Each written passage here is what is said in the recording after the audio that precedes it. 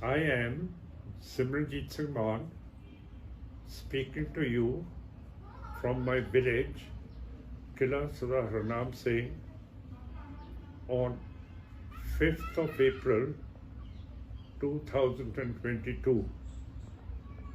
I want to make you aware about the Sikh situation in India and the Punjab. As we know, the Sikhs are a minority who were not given an independent and sovereign state by the British in 1947, though legally, historically and constitutionally they had a right to get their independent sovereign state. As the British in 1849, in their treaty with Maharaja Dalip Singh, wrote that once Maharaja Dalip Singh becomes a major, he would be restored his state, a sovereign one. That promise was never kept.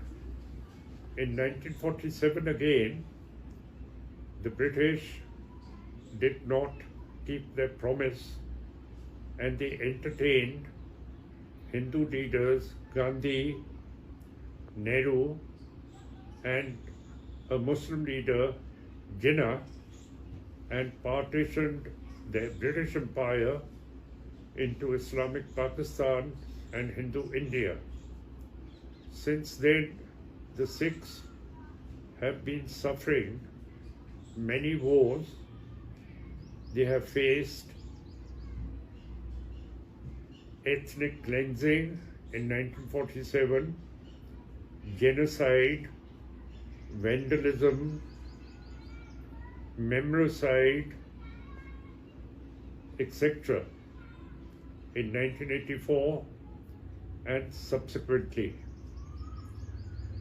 The Sikhs have no minister in the Union Cabinet of Premier Modi, nor do we have a judge in the Supreme Court of India or the Election Commission of India, and there is no governor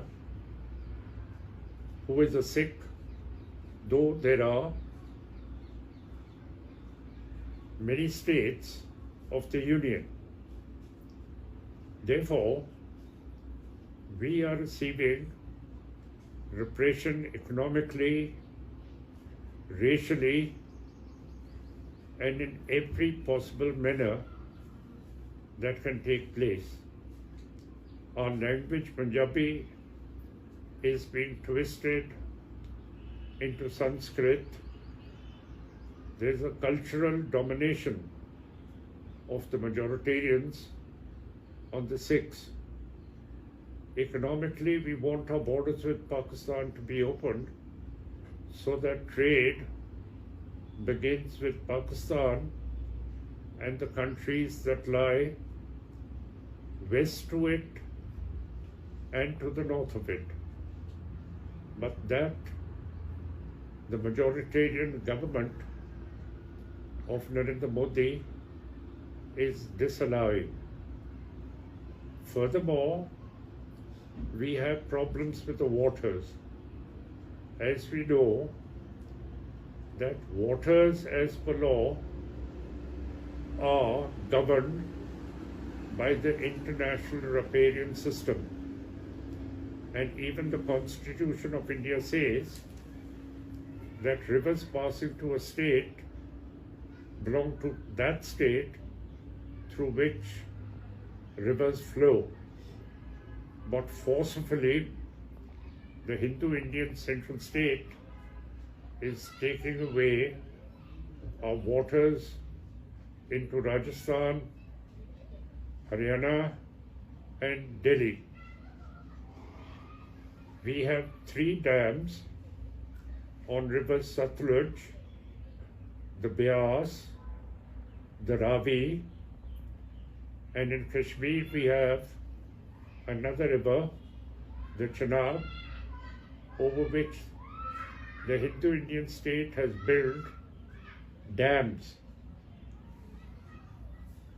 The Sikhs are scared that any time in the future these dams can be used for opening the gates of the dams and launching a hydrological war on the inhabitants of the Indus Basin, which includes the Sikhs, the Muslims, and Hindus.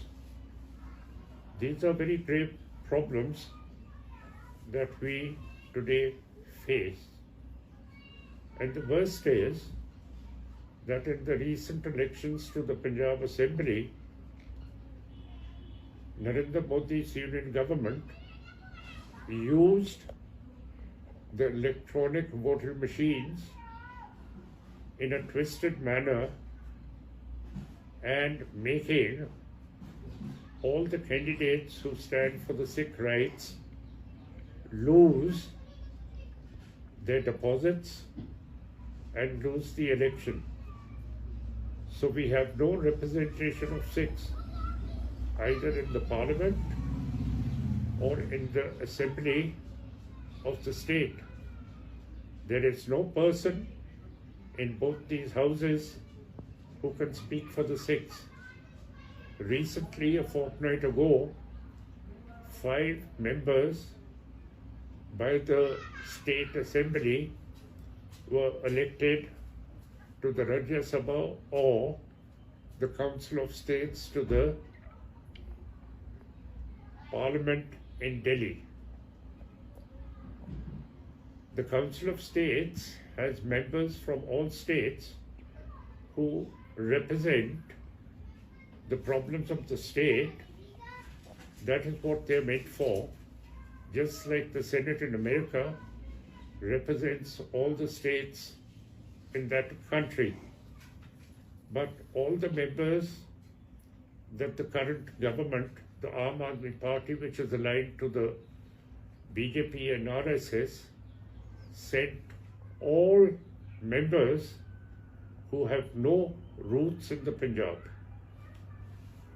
All over, we are facing a dreadful sort of a repression which is beyond toleration. And what is surprising is that India calls itself a democracy, but for the last 11 years, no elections have been held to the Shiromani Gurudwara Prabandhak Committee, which is called the Parliament of the Sikhs. It was constituted by law in 1925, and every 5 years, the central government is mandated to hold elections to the Sikh House. It is running for the last 11 years like a lame duck parliament.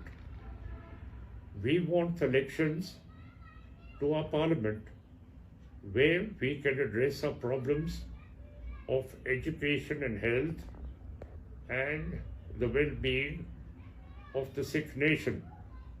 But that is also being denied to us. In every sphere, there is a certain amount of discrimination. Now, there are army commanders in the Indian Navy. They command the commands of Southwest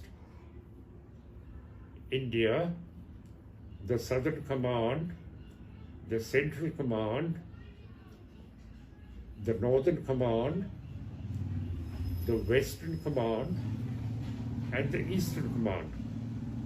But there are no Sikh generals posted as army commanders. Therefore, we are very pained when China sends in its PLA frequently to rob Ladakh of its territories.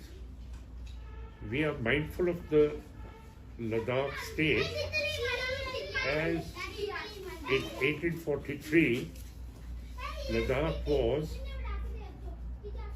brought into the Lahore Darbar, that is the Sikh Empire, and in 1832 the Hindu Indian state surrendered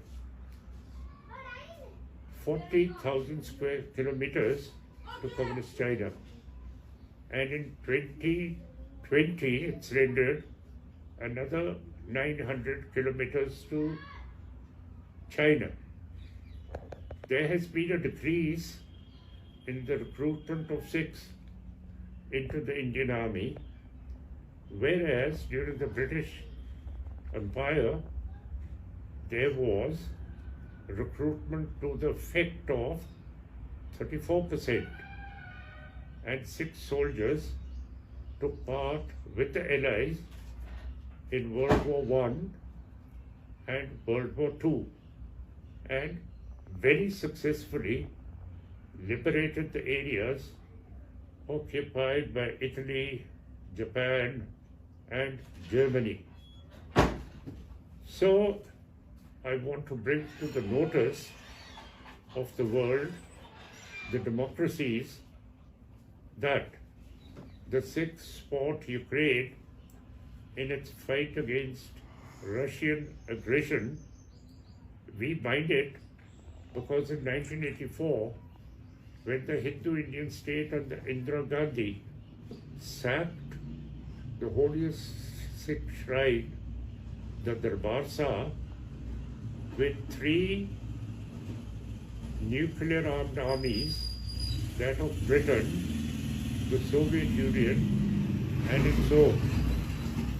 It carried away our Sikh reference library and plundered the treasury of the Darbar Sahib, or the Golden Temple. It massacred 25,000 Sikh pilgrims that had come to pray that day, as it was the martyrdom of Guru Arjan Sahib, our 5th Guru.